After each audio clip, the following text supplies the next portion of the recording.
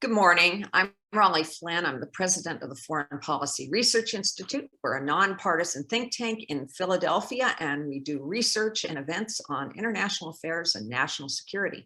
This morning, we have a really interesting conversation on the future of South Africa. As you know, South Africa has long been a very important geopolitical player on the African continent.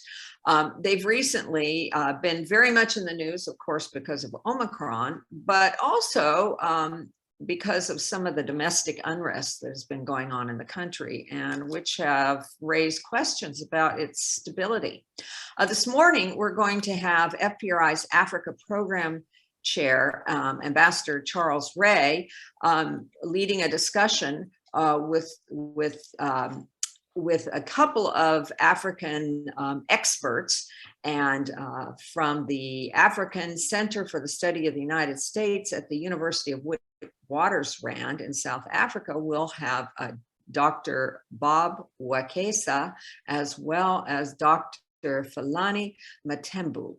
And they'll be talking about South Africa's future, the potential continental and global impact of the political turmoil that's taking on in the country and elsewhere in the continent. Many of you know Ambassador Charles Ray, but for those of you who do not, he is FPRI trustee as well as chair of our Africa program. He previously served as U.S. ambassador to the Kingdom of Cambodia and the Republic of Zimbabwe. He served as Deputy Assistant Secretary of Defense for POW and Missing Personnel Affairs.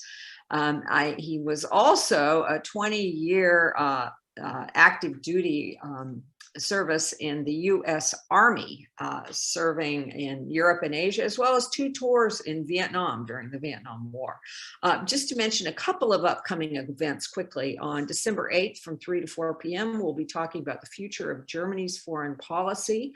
As you know, Germany has a new government, so this will be very important. We'll have FPRI's Ron Granieri and our Orbis editor, Nick Gavostev, discussing this. On Thursday, December 9th at 11 a.m., please join us again for a fascinating program on FDR, Franklin Delano Roosevelt, and the road to Pearl Harbor. FPRI's John Maurer will be talking about his new book on this topic, not to be missed. And before I turn the reins over to Ambassador Ray, I'd finally like to say thank you to our members and our supporters and our trustees and donors who may be on this event or be watching it afterwards on YouTube. I'd like to say a sincere thank you for your support. We can't do it without you, so keep it coming. Put your questions down in the Q&A box, please. And as well, we will probably have some maps. I assume they'll be going in there very soon, of South Africa and the region for your reference if you want to take a look at where they are on the globe. These countries we'll be talking about. So without further ado, let me turn the reins over to Ambassador Charles Ray. Thank you, President Flynn, and welcome to all of you, and especially to our panelists who are joining us today.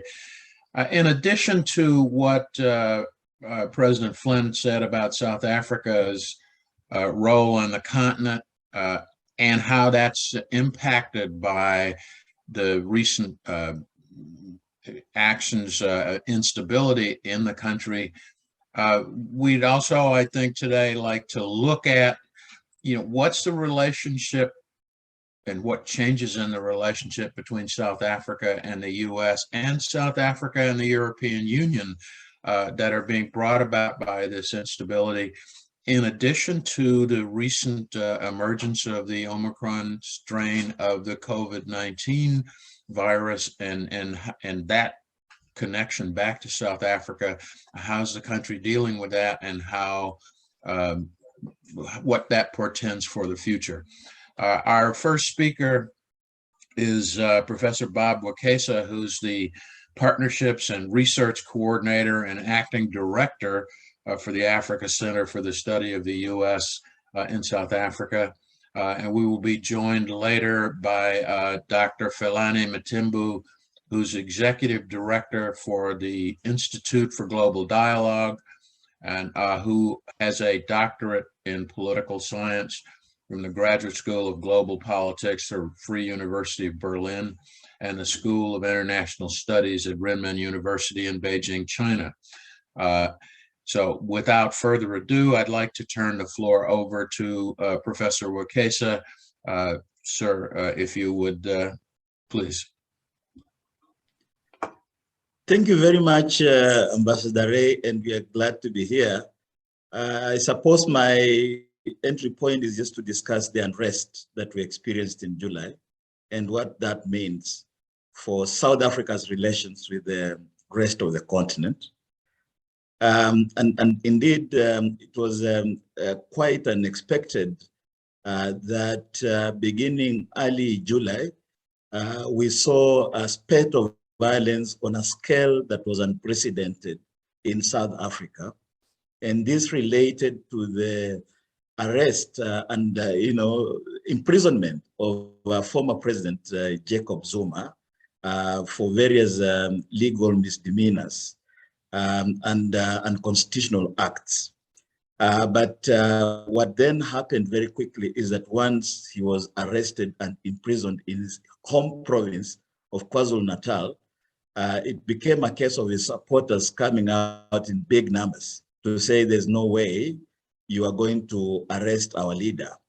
Bringing in fact, an aspect of ethnic tensions because he comes from the majority Zulu community in the country.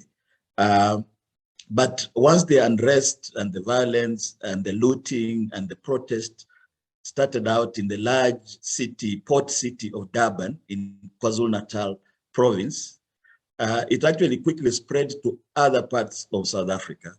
And there were scenes of, battles between communities and the police, looting of shops and malls, barricading of roads. And in fact, the country came to a standstill for a couple of days, if not weeks. In the wake of the devastation, losses in terms of property, in terms of lives, ran into, I think in terms of property lost, business losses ran into millions of South African rand. But there were also losses in life in the tens. Lots of people were either shot by police or died in skirmishes of that kind. Now, this was the first major incident of its kind since South Africa, went the democratic way in 1994 after many years of apartheid. And so it was indicative of a new situation that the country was beginning to grapple with. But one has to also remember that South Africa has been held up as an iconic country on the African continent. It is the only country that has been considered a kind of superpower on the continental level. And for that reason, it has enjoyed high levels of soft power throughout the continent. From being the country of Nelson Mandela to being the country that was actually involved in peacemaking and peacekeeping in war-prone countries on the continent, such as Democratic Republic of Congo, Burundi, South Sudan, Cote d'Ivoire, and other countries. So what it demonstrated was that a country that was once seen as the one undertaking mediation on the continent, because one has to remember that Presidents Nelson Mandela, Thabo Mbeki, and in fact Jacob Zuma were heavily involved in bringing together warring parties, combatants in fact, in no less than 10 countries on the African continent. But at this point in time, the picture was in reverse. Now South Africa itself seemed to need some kind of mediation because of a political fallout. And so this actually indicated a kind of reversal. But also, South Africa has been an economic power on the continent. This is easily demonstrable by looking at the number of South African companies in the mining sector, in the merchandise and fast-moving goods sector, in the construction industry that are spread out, particularly in the Southern Africa region. In fact, South Africa is said to control about 60% of the economy of the Southern Africa region. But even further afield, there are telecommunication companies that operate in places like Ghana and Nigeria, which is quite a distance from South Africa itself. There are companies such as Anglo Ashanti, which is a major gold company, gold mining company. There are mining companies such as Bibia that are in the diamond industry all over the continent. So this is a country that has really had a lot of power on the continent. South Africa itself, in fact, was involved in the reform of the former Organization of African Unity into now what we have as the continental body called African Union. And this was actually in the early 2000s where former President Thabo Mbeki, in fact, led the reform of the African Union. On a global scale, South Africa is the only African country that is in the BRICS group of nations. South Africa is also in the G20, and South Africa has had very stellar relations with countries such as the US, the UK, France, and Germany. So much so that South Africa has been seen as an entry point into global powers engagement with the rest of the African continent. So when South Africa is shaken, then you have a situation where the African continent does not therefore seem to have an interlocutor or an entry point for global powers, for powerful nations that want to engage with the continent.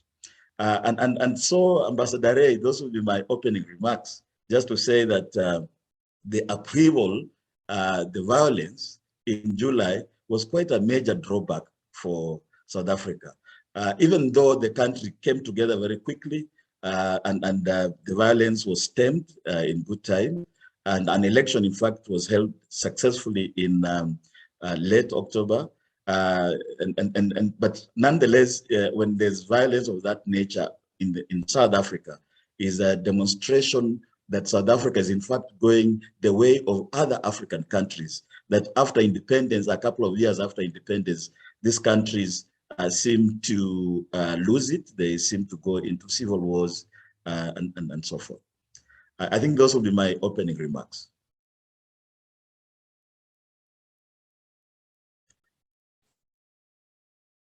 Thank you very much, Dr. Rukesa. Our other panelist, for some reason, has not been able to join us, and so until she is, I'd like to ask you, a question. You talked about the ethnic tensions as being a part of this unrest from KwaZulu-Natal, sort of the people of that area having a problem with their president being arrested. What role do you think tribal affiliations and ethnic tensions play in contributing to the unrest, and how can the government address these issues to quell this unrest? I think my thought is that, in fact, this is the first time that in many years that we've seen ethnic tensions rise to the fore in South Africa. The last major instances of ethnic mobilization were just before the 1994 elections, when there was a contest between the Inkatha Freedom Party, the IFP, which is dominant in the KZN, KwaZulu-Natal region, and the ANC, which has roots across the country. And I think those of our colleagues who are old enough will remember those incidences of violence throughout the country based on those tensions. But South Africa seems to have managed those ethnic divisions that are so rife in other African countries pretty well until the instance that we saw, the unrest that we saw in July. Partly because the leadership under the ANC in the formative years was quite cohesive across the nation. But then my thought is that the rise of these ethnic tensions is not just coming out of ethnic mobilization or the feelings of marginalization and so forth. It comes out of the dissonance between enforcement of the rule of law, in this case, the arrest of a former president, for that matter, who has deep roots in his homeland.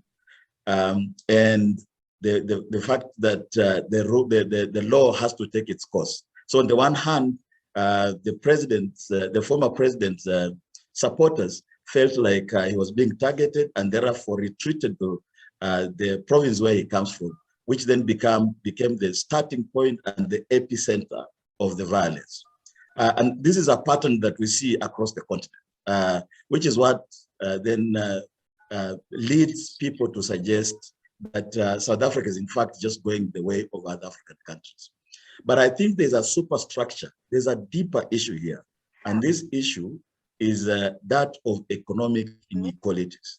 The people who are, the South Africans who are ready to go into looting and so forth, some of them in fact just took advantage of a situation. Because they feel that they have lost economic power, they are poor, they do not have jobs, and this then gave them an opportunity to express their anger at not having benefited from the democratic, space that was created after 1994. And so I think if one has to address the issue of ethnic violence that is beginning to creep into the country, one has to go back to the economic base, the economic foundation. As we know, South Africa was, as I stated earlier in my introductory remarks, South Africa was seen as a rainbow nation, beacon on the continent, a wealthy nation on the African continent. But many South Africans feel that they have not benefited from its economic power. In fact, it's one of the most unequal societies in the world. You know, when you look at the split of balance between the rich and the poor. So I think ethnicity here is in fact, is secondary, because the real issue is poverty, put it in more direct ways.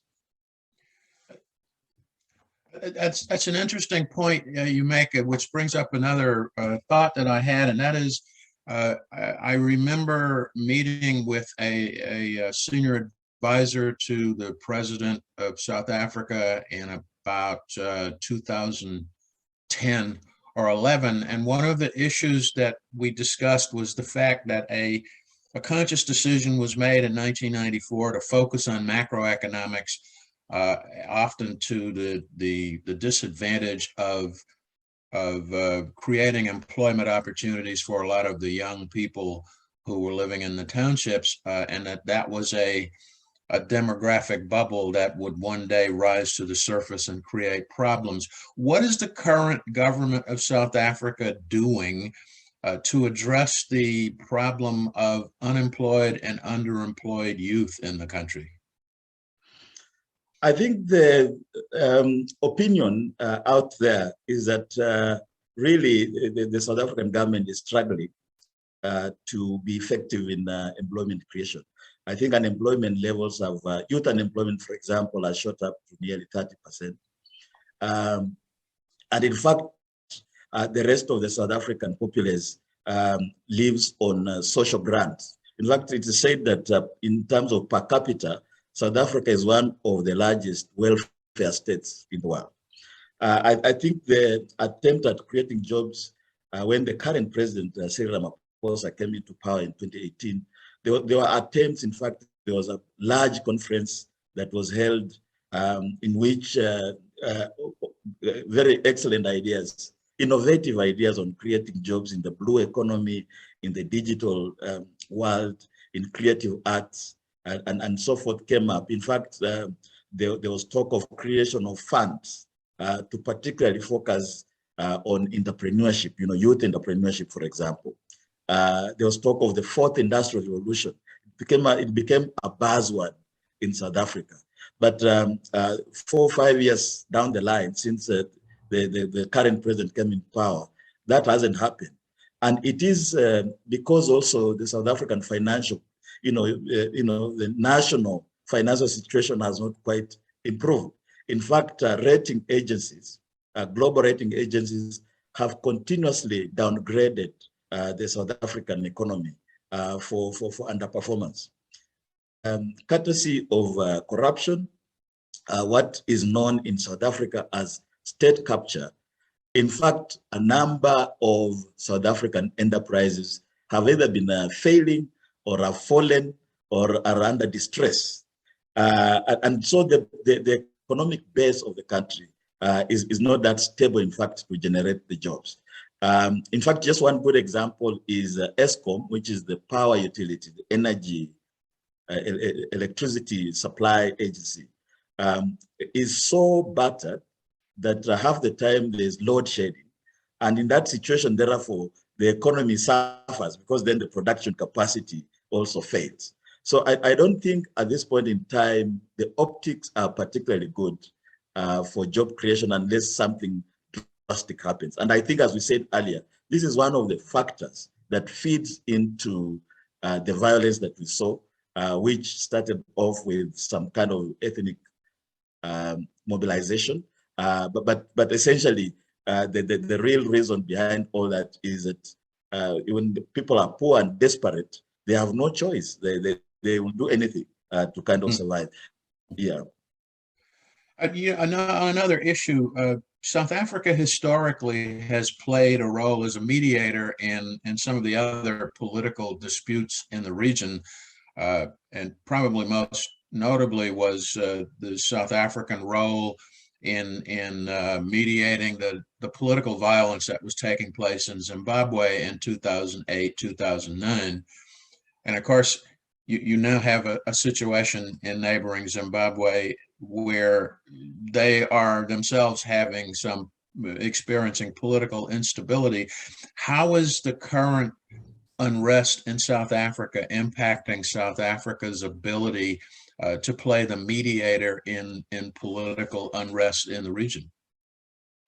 No, I think, first of all, even before this current violence, South Africa, although it has completely lost its influence, it has not completely lost its soft power. It is still really the country to watch on the continent. But if you look at it over the last couple of years, even if you just look at it over the last 10 years, South Africa has been progressively losing its influence in other African countries compared to the earlier period.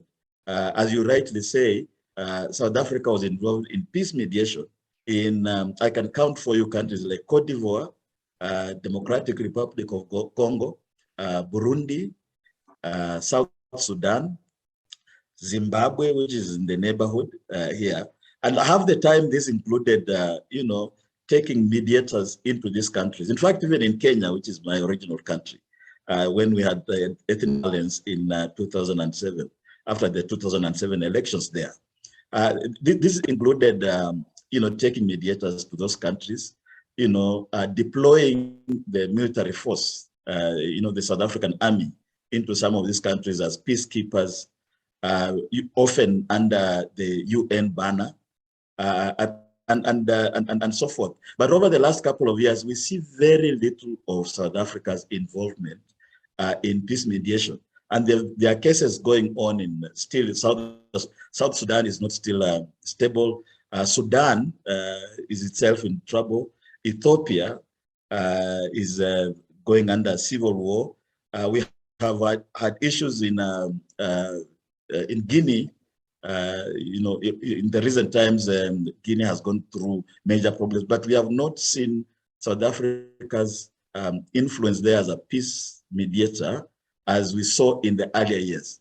Perhaps the only case that we see South Africa involved in is neighboring Mozambique, where the army has been deployed, to kind of fight the terrorist jihadist movement there. And so this violence that is being seen in South Africa might actually seem to start to suggest that South Africa itself, in fact, needs some kind of mediation. If you look at the recent elections, the ANC, which has always been a powerful party, the African National Congress, that's Mandela's party, actually received less than 50% of thereabouts of the vote. It has always performed much better than that. And if it continues to slide that way, one might want, a prognosis, looking into the future, that might start to suggest that there will be more problems of this kind In fact, as it is, the violence that experienced, there have been, some form of violence that have always been ongoing. There are protests by labor movements or service delivery, protests that in various pockets of the country. And so in this situation, South Africa begins to start looking more internally, more domestically, with South Africans asking themselves, why should we be investing so much in peace and security in other countries when we have so many problems at home? And I think that's really where South Africa kind of stands now vis-a-vis the rest of the continent. One final question I'd like to ask before we turn it over to the audience. South Africa has had, here in the U.S. we have a, quote, immigration problem. And South Africa had its own immigration problem, primarily with large numbers of Zimbabweans who were fleeing political violence and instability in that country, which at times has led to unrest in some of your cities and actions against these immigrants.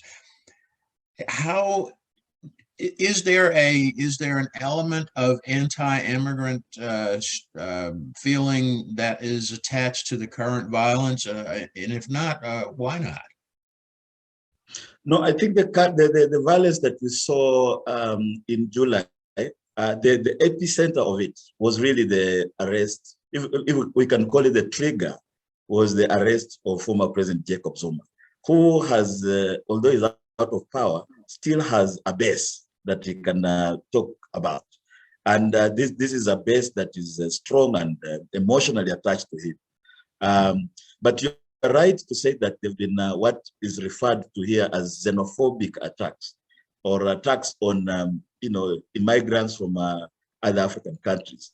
And I think to some extent, this can also be understood from the economic starting point, that a number of South Africans will wonder why nationals from Zimbabwe, from Kenya, from Tanzania, from so forth, will be in their country competing for jobs when they do not have jobs themselves, particularly jobs that are not really highly skilled jobs, particularly jobs that include the use of your hands, physical, jobs, working in restaurants and the hospitality industry more broadly. Yeah, so I think I do not see xenophobia or some kind of hatred towards immigrants from other countries as just being that. It also has an economic foundation, that there is a sense in which South Africans are saying, hey, we do not necessarily need immigrants in our own country when we also need the jobs. But also the argument from other African countries has been that Africans really helped South Africa to achieve, to overcome apartheid, because there was quite some major mobilization throughout the African continent. As you recall, the African Union, then called the Organization of African Unity, worked very closely with the UN and other global powers to make South Africa, then the apartheid South Africa, a pariah nation. And this is one of the factors that actually brought apartheid to its knees. So there's always that context of ideas, but again, the economic factors at play fuel this. Thank you very much, Dr. Wekesa. And now I'd like to turn the mic over to President Flynn to moderate the questions from the audience.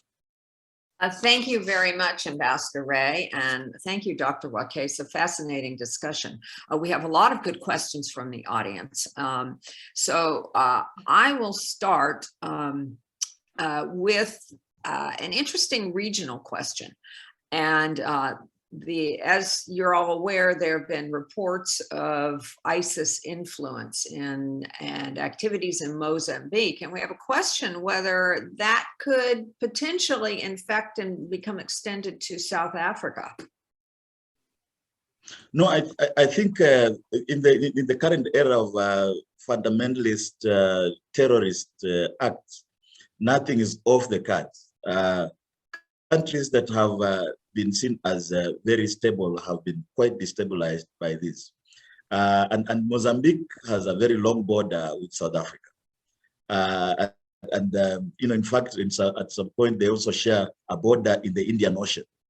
And this particular ISIS activity seems to have emanated from the Indian Ocean in some form and shape. Although it's in northern Mozambique, closer to Tanzania, the possibility that the fighters could make their way to South Africa is not off the cards. I think it's for that reason that the South African government decided to deploy its army in Mozambique to help fight the insurgency. Yeah, very interesting and concerning. You talked a little bit about the ANC's declining popularity, and we have an anonymous attendee asked the question: the ANC received less than 50% of the vote in the recent municipal elections. Is South Africa heading into an era of coalition governments at both the local and national level? If so, what are the implications for policy and stability? No, I think coalition politics are difficult anywhere, because the parties, in fact, in the case of South Africa, these parties come from different ideological foundations. The ANC sees itself as a liberation movement. The leading opposition party called the Democratic Alliance, or the DA, is seen to be a moderate party, but those who are anti the Democratic Alliance see it as linked somehow, in some form, to the apartheid regime, for lack of a better way of putting it. And that already introduces the idea of the racial tensions in South Africa, because the Democratic Alliance is a white-dominated party, the ANC is a black party.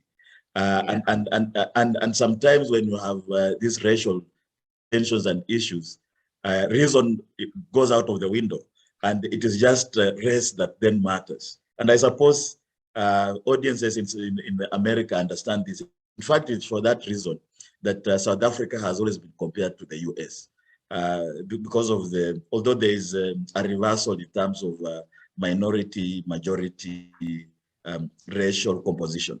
But and of course there's the Economic Freedom Fighters Party, which is a radical party that among other things proposes the seizing of land from large-scale landowners and redistributing it to the poor. So you can already see that the interests of the various parties are quite diametrically opposite. And in that situation, doing policy through, say, parliament or through the cabinet or at the municipal levels, in the cities and the metros, as they're called here in South Africa, becomes very difficult because you can't agree on anything, because you come from various different schools of thought. And I think that's what we see.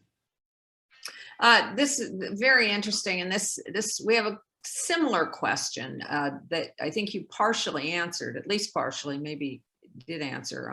Says, don't you think a key cause of the July violence was also an ongoing, just below the surface or only partially visible rivalry between the ANC and two very different factions, the one largely supportive of the current president and the other the so-called rapid economic transformation faction?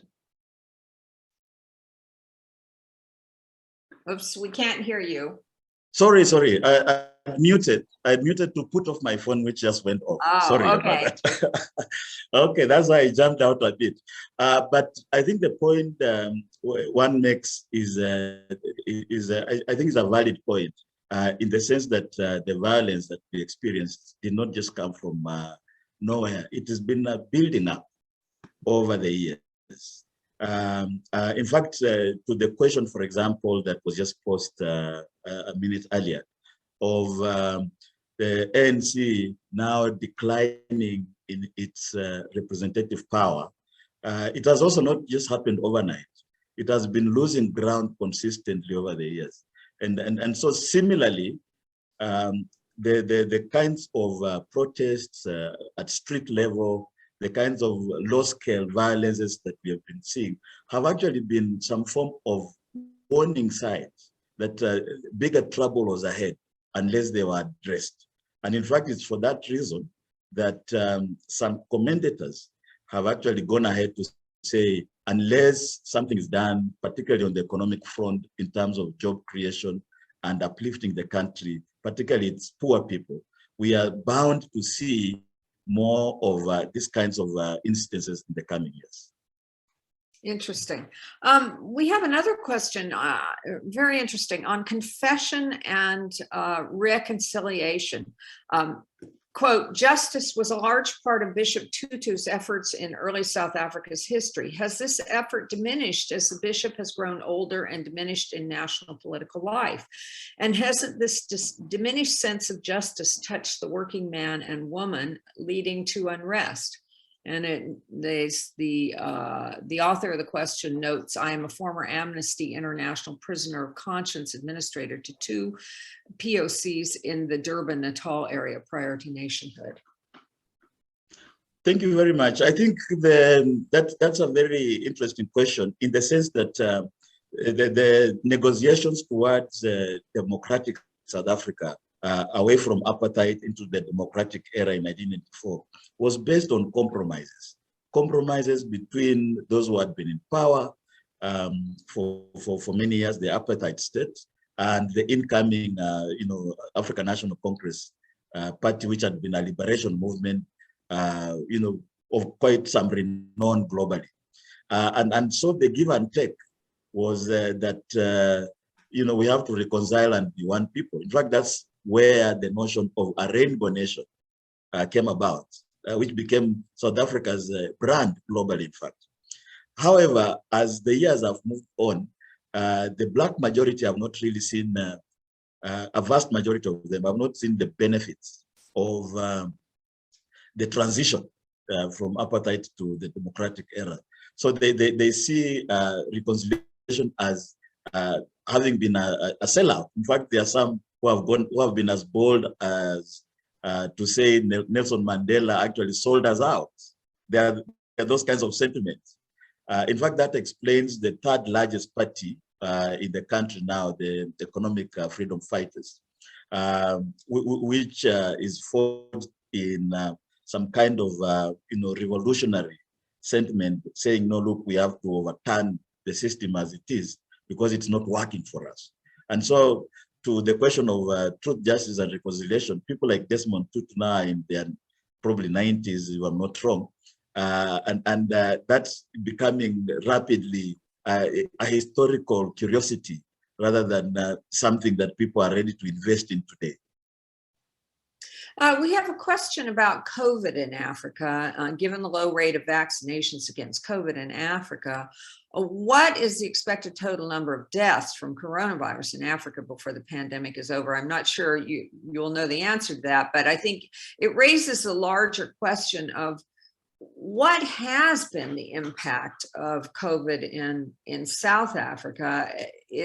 Were the economic dislocations such that they may have contributed to some of the unrest and the social upheaval in South Africa?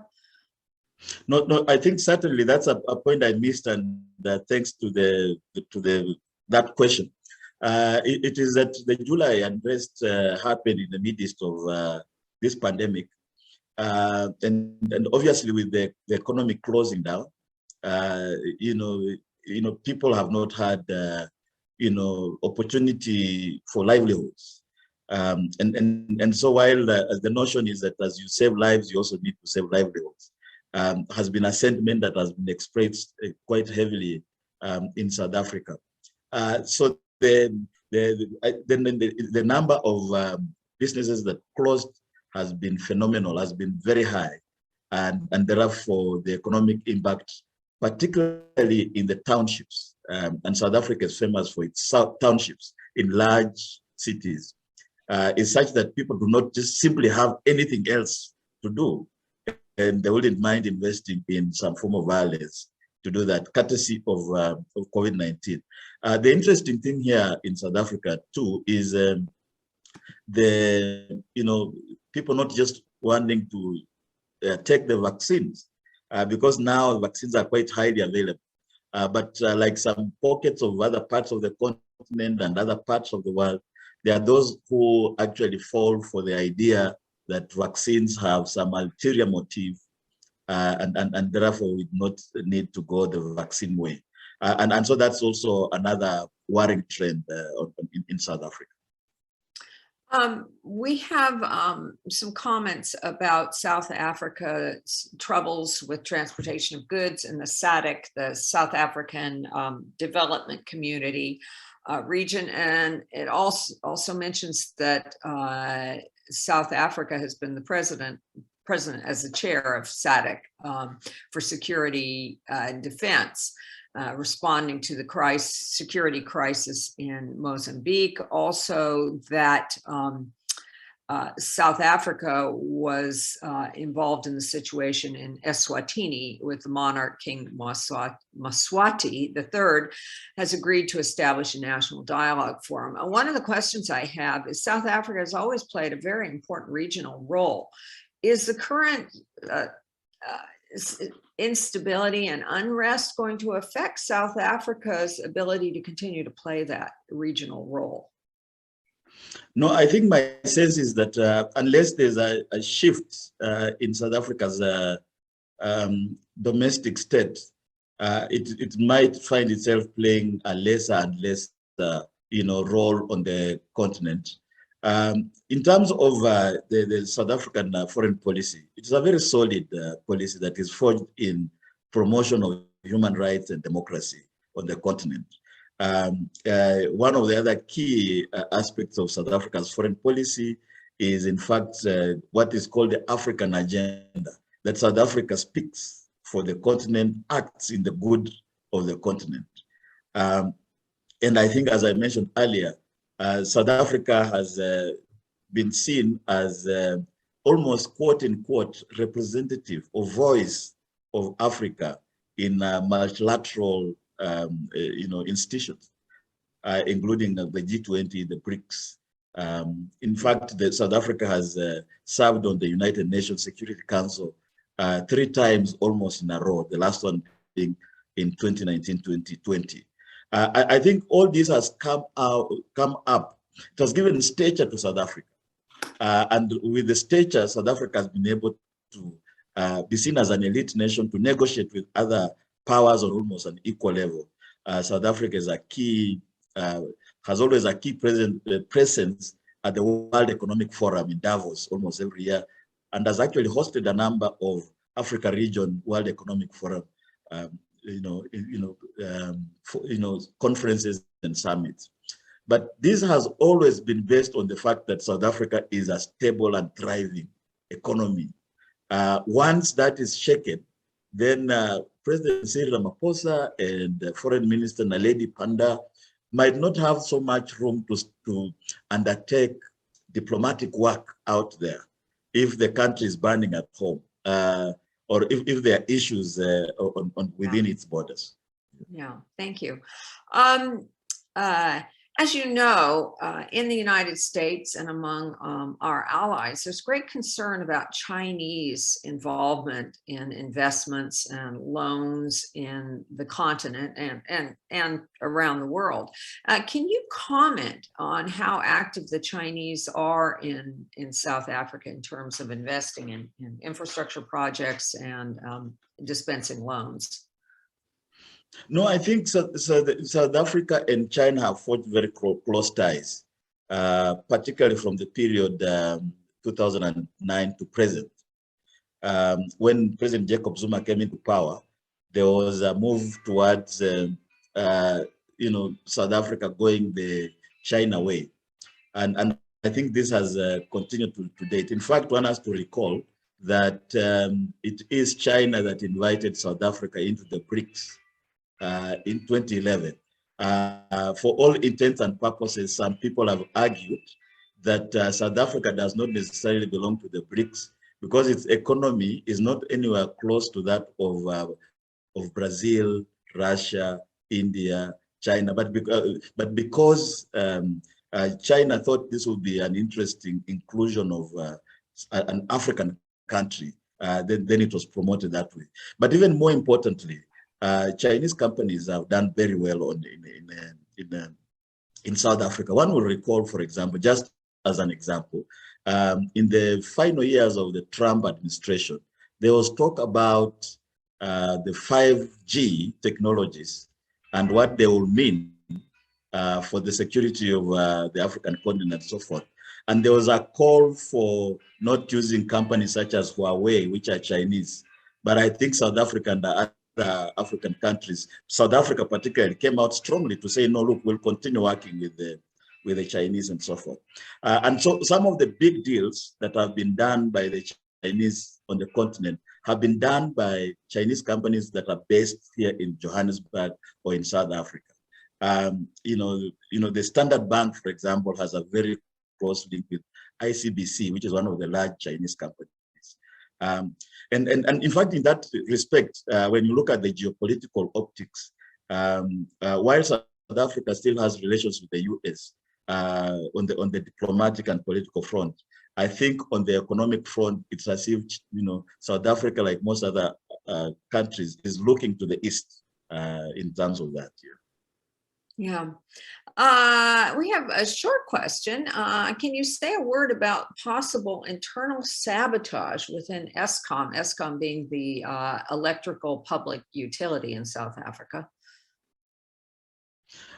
I'm not certain about internal sabotage, but I think what I know is also a point that should be of interest to anybody who works on South Africa or is interested in South Africa, which is that Eskom is an old establishment. Its technology is based on fossil fuels, particularly coal. And I think its infrastructure has not seen a revamp for a long time. So in fact, anytime there's load shedding, which is like power blackouts or power outages that affect large areas of the country, the explanation usually is that there's failure of certain infrastructure, Eskom's infrastructure.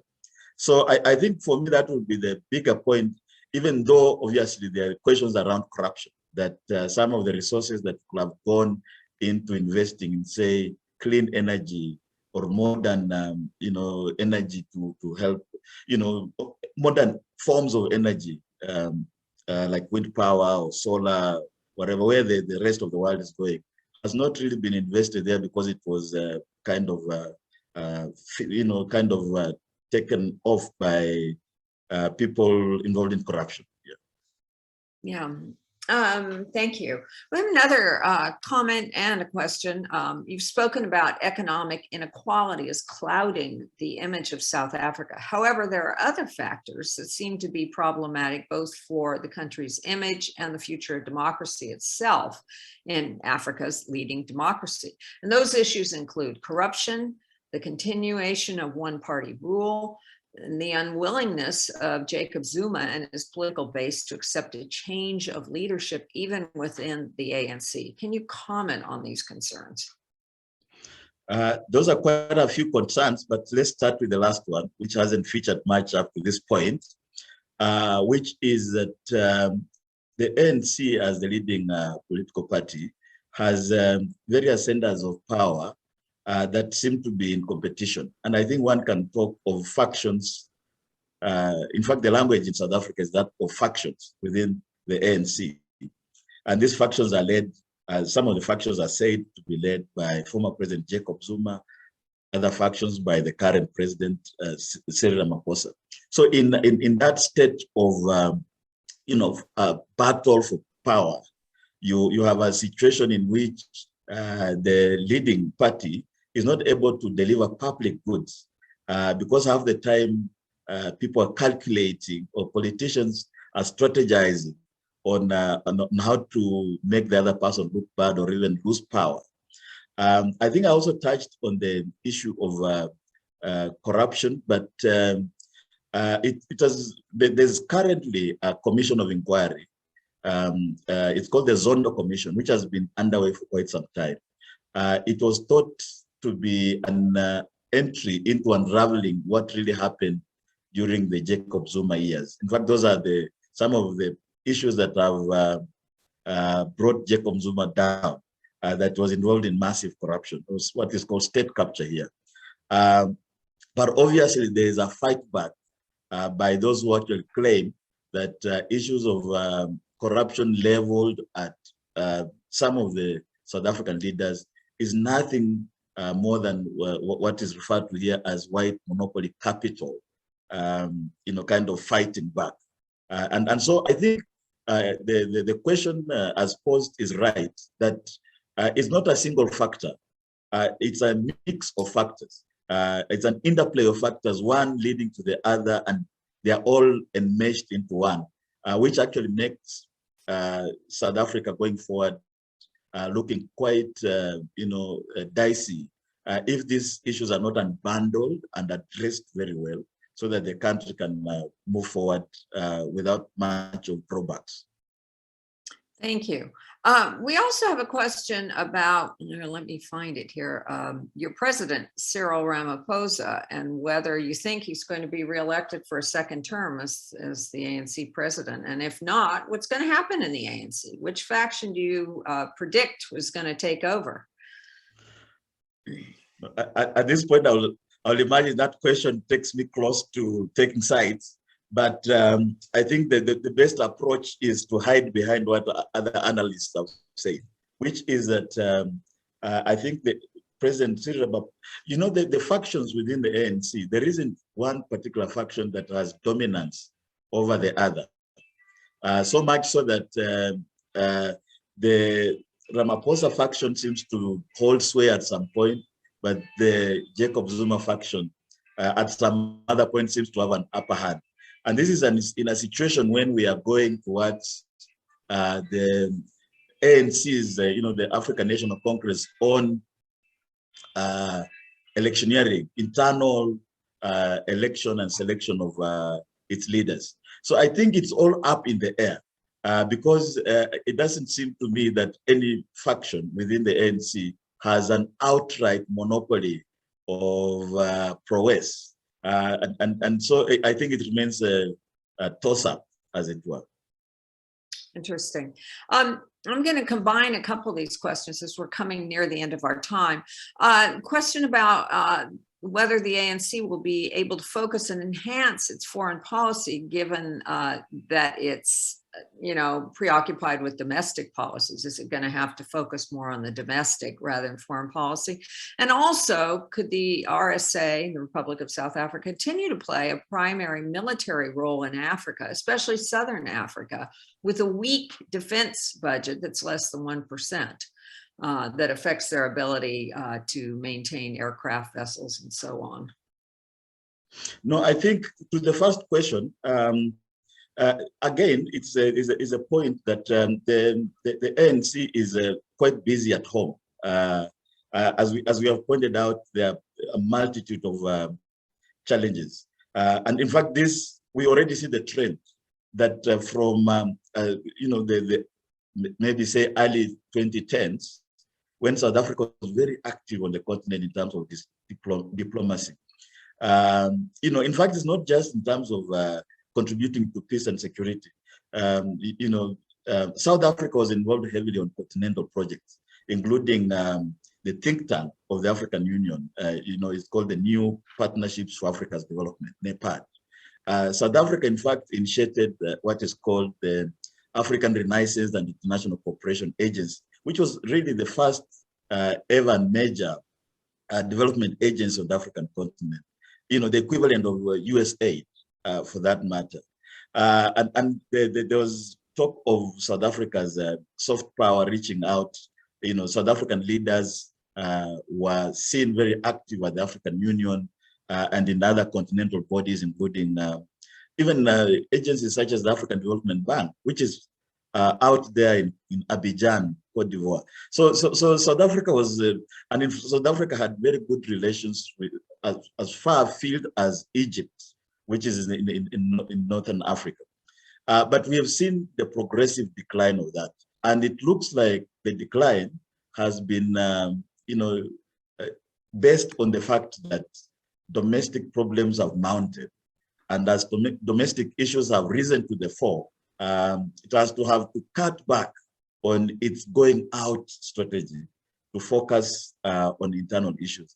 Obviously, the ANC still has its international affairs department, which is quite agile in its analysis. It actually issues reports quite frequently, which is quite interesting for an African party. Most African political parties do not have international affairs department. But I think the issue of the multiple challenges it faces at home means that it can't do much abroad. I think to the second question, dimension of that question, which is on the South Africa's military presence, we have actually seen it also when. I think sometimes we say that the army is a foreign policy too. Is a foreign policy. Is part of the architecture, as it were. And I think similarly, South Africa has had to cut back, including those budgetary allocations, so that it can address more pressing economic issues.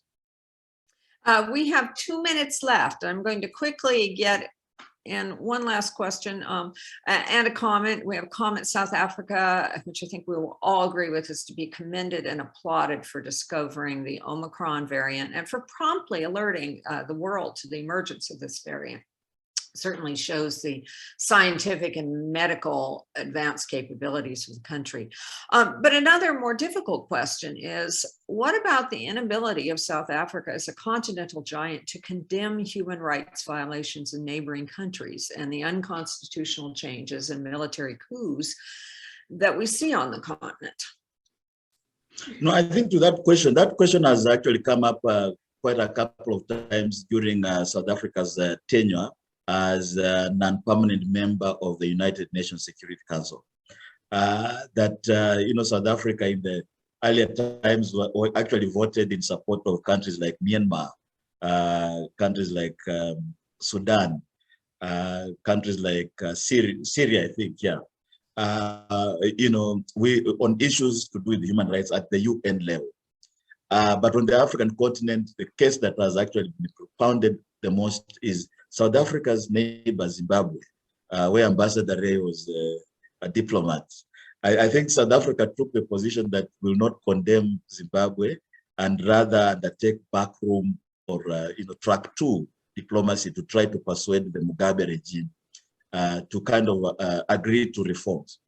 I think the point to make here is that while the human rights and democracy pillar of South Africa's foreign policy is in place, at some point, it actually places more emphasis on peaceful negotiation of disputes, or peaceful resolution of disputes. And on the African continent, the other major pillar that runs counter often to the human rights one is the African agenda that South Africa should be seen to be supporting the interests of African countries, and half the time those countries are running afoul of human rights issues.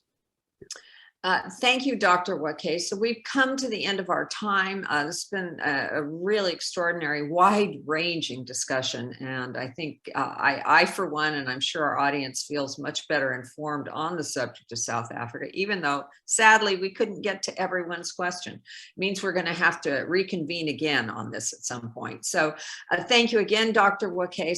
Thank you, Ambassador Ray. And thank you to our supporters and participants in this important and really fascinating discussion.